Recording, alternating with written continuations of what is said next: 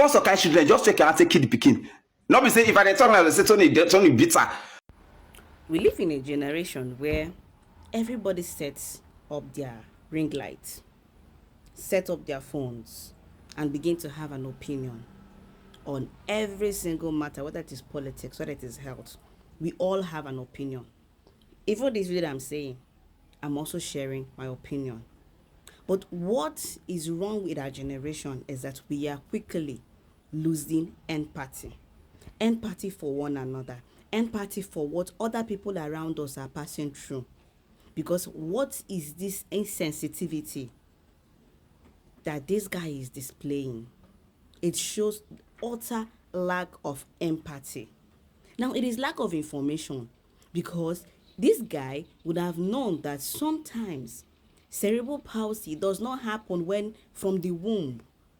It could happen when a mother, after they've given birth, they've brought out the child, maybe because of some complication at birth.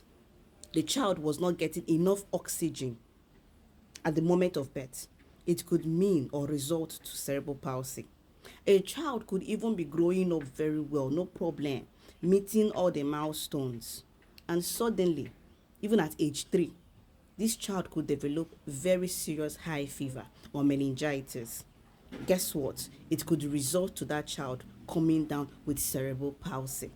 So tell me now, are you telling a parent or are you telling parents or mothers that if you born a certain kind of child, so if your child is 3 years old and has cerebral palsy, you're saying that the mother should just callously unalive her child because of what? Because that child's existence